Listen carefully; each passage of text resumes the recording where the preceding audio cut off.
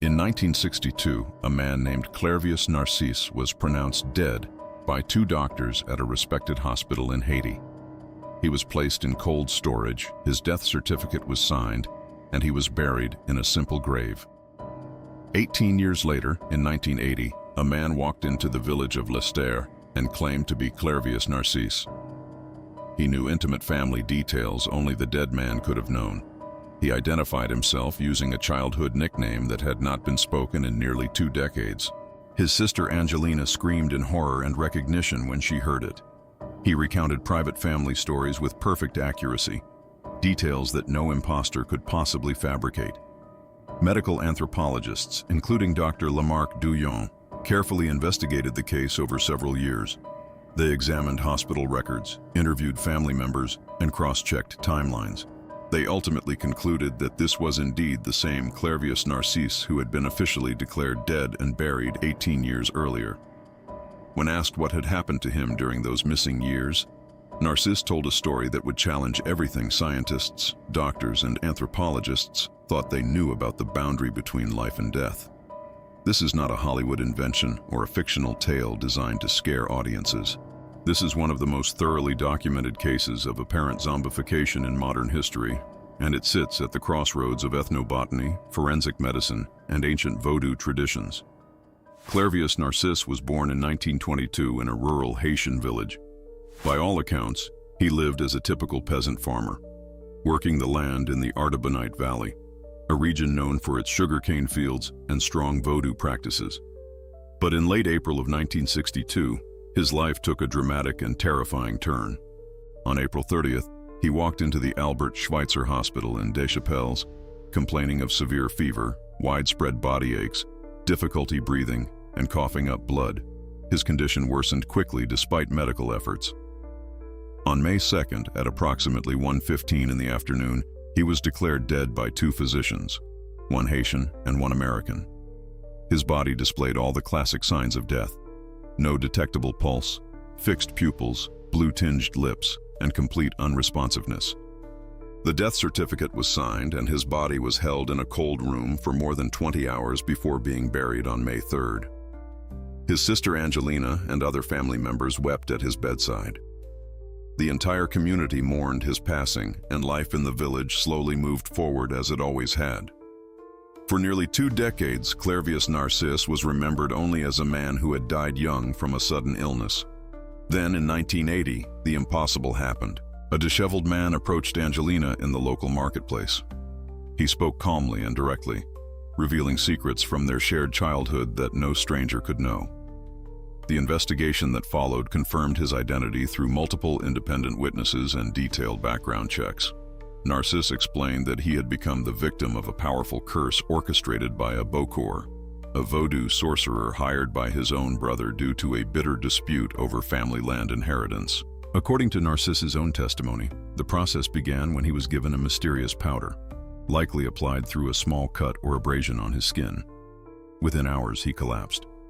While the doctors at the hospital examined him and pronounced him clinically dead, he remained fully conscious inside his paralyzed body.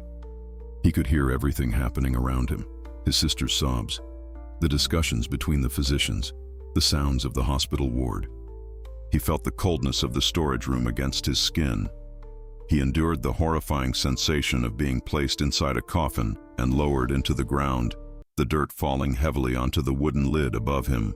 The terror of being buried alive while completely aware is almost unimaginable. Hours later, under the cover of night, the Bokor and his assistants exhumed the coffin. They administered a second substance that partially revived him, but in a state of extreme mental confusion and suggestibility.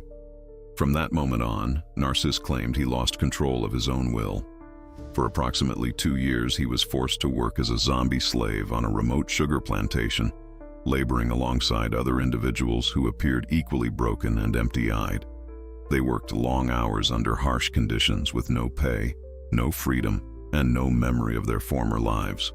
This matches the traditional Haitian concept of the zombie, not the flesh-eating monster popularized by Western films, but a living person whose soul, or Tibon Ange, has been stolen. In Haitian Vodou, the zombie represents the ultimate form of punishment and spiritual enslavement. a fate considered even worse than physical death because the body continues to suffer without the protection of the spirit. In 1982, Harvard ethnobotanist Wade Davis traveled to Haiti at the request of Dr. Lamarck Douillon to investigate these extraordinary claims scientifically. Davis, a young and adventurous researcher, immersed himself deeply in Haitian culture. He spent months traveling through remote villages, gaining the trust of practitioners, and eventually obtaining multiple samples of the so-called zombie powder from different bokors. The recipes were not identical, but they shared several critical ingredients.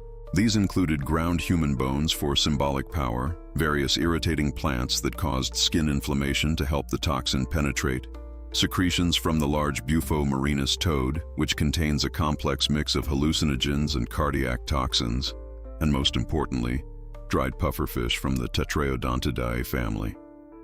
The star compound in these preparations is tetrodotoxin, one of the most powerful neurotoxins known to modern science.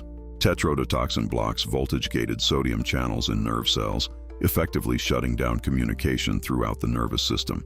At carefully calibrated near-lethal doses, it produces complete flaccid paralysis, drastically slowed heart rate and respiration, to the point where breathing becomes almost undetectable, and a death-like coma where the victim can remain mentally aware but appears completely lifeless to outside observers. Victims often show blue lips, fixed and dilated pupils, and extremely low body temperature. Japanese medical records of fugu fish poisoning describe nearly identical symptoms. People pronounced dead who later revived after hours or even days. Davis hypothesized that after the initial tetrodotoxin-induced paralysis and burial, the bokor would administer a second mixture derived from plants like Datura stramonium, commonly known as Jimson weed. This powerful deliriant induces intense hallucinations, profound amnesia, disorientation, and extreme psychological vulnerability. When combined with the massive physical and emotional trauma of being buried alive, it could effectively erase the victim's sense of identity and turn them into a docile, obedient shell.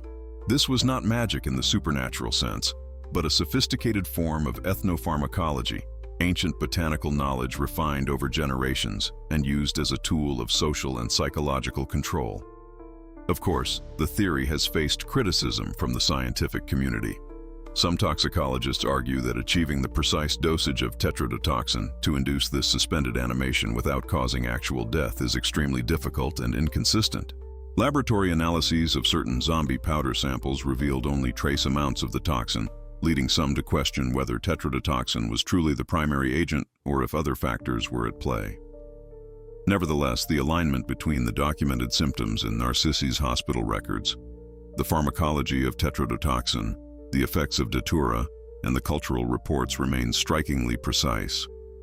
The process may also take advantage of natural medical conditions such as catalepsy, a rare neurological state characterized by muscle rigidity, unresponsiveness, and a dramatic slowing of vital signs that has historically led to people being mistakenly buried alive in many cultures around the world. In the context of Haiti, these physiological phenomena merged powerfully with spiritual traditions brought by enslaved Africans during the colonial period. Haiti's history of brutal slavery under French rule created a deep cultural fear of eternal labor without freedom. The zombie legend became a potent metaphor for that horror, the idea that even after death, your body could be stolen and forced to work endlessly in the fields, continuing the nightmare of slavery beyond the grave. The Haitian zombie is not the rampaging undead creature of Western horror cinema. Instead, it is a profound cultural warning about power, revenge, betrayal, and the fragility of free will.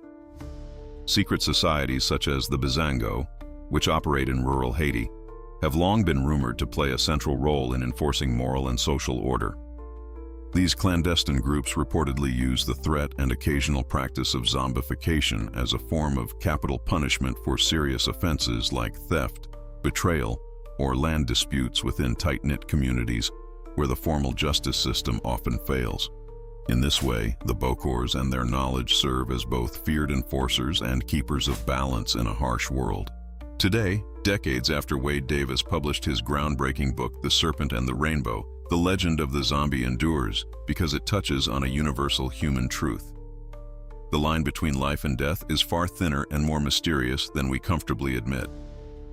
Modern science has pulled back the curtain just enough to reveal the botanical and toxicological mechanisms that may underlie these stories, yet it has not fully explained the psychological and cultural power they continue to hold. In the quiet villages of Haiti, when night falls and the distant sound of voodoo drums echoes across the hills, the stories are still whispered around flickering fires. Elders warn that some forces are better left untouched, and that certain knowledge belongs only to the spirits. Because in the end, whether through poison, trauma, belief, or something we have yet to fully understand, sometimes the dead do walk among us once again.